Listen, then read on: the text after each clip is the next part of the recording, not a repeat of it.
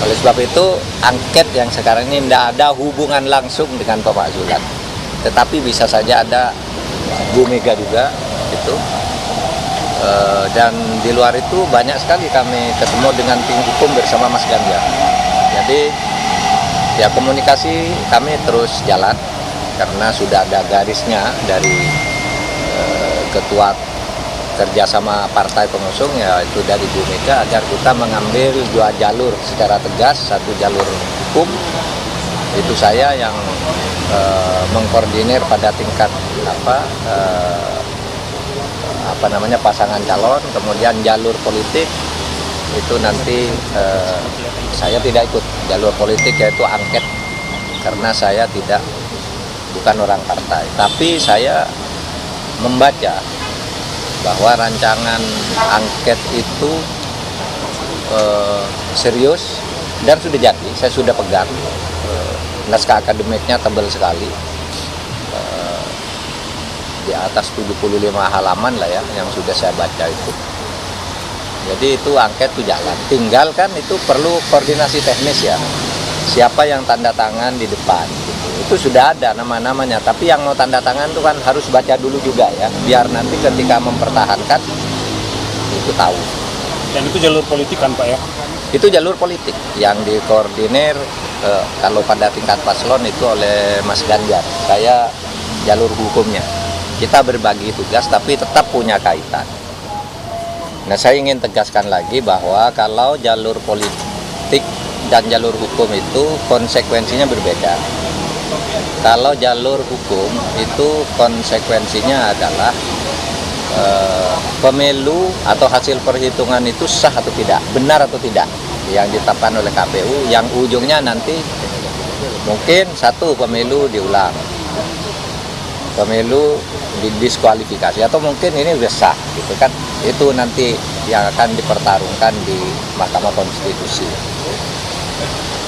Jadi sesudah putusan MK nanti ya nasib Pilpres ini bagaimana angkanya, itu satu ya.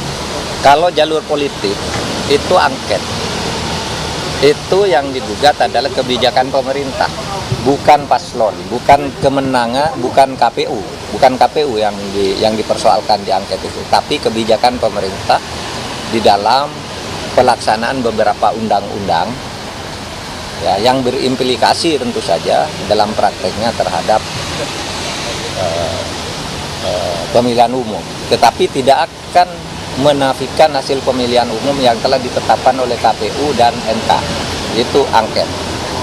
Oleh sebab itu juga angket itu tidak ada kaitan langsung dengan pemakzulan. Angket itu tidak ada kaitan langsung dengan pemakzulan presiden, karena dari sudut teknis prosedural berbeda. Bisa saja nanti misalnya angket menyimpulkan satu, telah terjadi penyalahgunaan anggaran negara, yang kedua telah terjadi korupsi. Nah, kalau korupsi itu pemakzulan kan. Nah, itu nanti dibentuk panitia pemakzulan lagi, beda lagi, dan itu lama gitu. Mungkin ada indikasi tindak pidana. Nah, itu nanti akibat hukumnya bukan pemakzulan, hukum pidana biasa gitu.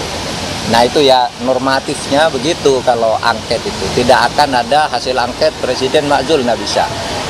Harus hanya rekomendasi bahwa penggunaan anggaran salah, baru nanti kalau salah itu terkait dengan 5 hal: korupsi, penyuapan, pengkhianatan terhadap negara, lalu ada tindak pidananya, dan ada pelanggaran etik ya, itu baru proses sendiri pemakzulan, yang itu diusulkan oleh sepertiga anggota DPR, sidangnya sekian lama, lalu pembentukan komisi, lalu sidang pleno dihadiri 2/3, keputusannya disetujui oleh 2/3, itu lama.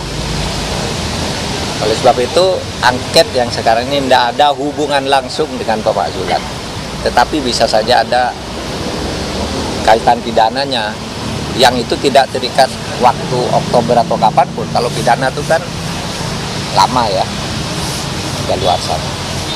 Tadi Prof mengatakan sudah ada daftar nama-nama anggota yang disiapkan untuk tanda tangan hak angket itu. Itu dari parpol mana saja kah? Apakah hanya di usungnya Pak saja atau sudah untuk musuhnya Pak Anies Mohaimin juga daftar? Itu yang masih dikoordinasikan. Kalau dari timnya Amin kan sudah mengatakan siap dengan atau tanpa PDIP, mereka akan angket juga. PDIP sudah pasti iya, kan tinggal digabung aja kalau gitu, biar tidak sendiri-sendiri. Jadi daftar tersebut baru dari PDI Perjuangan saja Pak? Ya, tapi yang tahu partai ya, saya tidak boleh nyebut siapa-siapa karena saya tidak ikut langsung di situ, tidak boleh. Tapi ada kemungkinan mandek nggak sih Prof? Karena kan yang fraksi juga baru mengusulkan tidak fraksi saja. Ada kemungkinan mandek Apa? hak angket tersebut. Angket?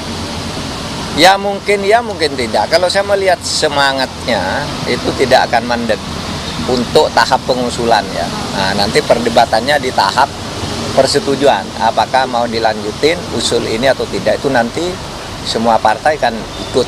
Gitu. Nah, nanti kita lihat di situ.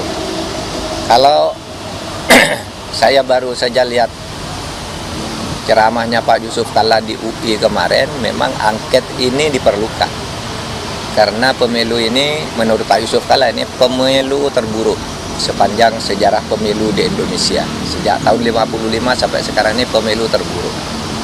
Dan kalau ini tidak ada angket, nanti akan menjadi tradisi ketatanegaraan di mana setiap pemilu orang yang akan menang itu orang yang paling punya akses ke kekuasaan dan punya uang. Dan mau menyalahgunakan uang. Itu kata Pak Yusuf Kalla ya di Dan menurut saya itu pandangan seorang negarawan. Kalau saya mengatakan gitu, Pak Mahfud kan paslon pastilah gitu. Nah, makanya saya tidak ikut ngomong gitu. Saya katakan, Anda lihat ceramahnya Pak Yusuf Kalla bagus sekali. Pandangan seorang negarawan. Kalau pemilu yang terburuk ini tidak diklarifikasi melalui proses angket, maka nanti pada saatnya akan ketemu krisis politik dan krisis ekonomi. Krisis ekonomi itu konon akan terjadi beberapa bulan ke depan. Kalau politiknya belum selesai, lalu ini ketemu yang menjadi korban nanti negara. Ini Pak Yusuf Kalla yang saya pahami dari ceramahnya. Oke? Dan kalau soal hukum, kalau terjadi putaran kedua itu nanti 26 Juni ya. Kan bisa saja ada pemilu ulang, bisa putaran kedua, bisa tidak gitu ya. Setelah MK menetapkannya? Iya, jadi tidak akan mengganggu agenda konstitusi. Kalender konstitusi tidak akan terganggu karena memang KPU sudah menjadwalkan 22 sampai 25 itu minggu tenang ya. Kemudian pemungutan suaranya 26 Juni. Apakah itu ulang atau apa gitu ya. Kalau itu memang MK nanti memutuskan seperti itu. Jadi jangan bilang pemilu udah selesai. Download Tribun X sekarang. Menghadirkan lokal menjadi Indonesia.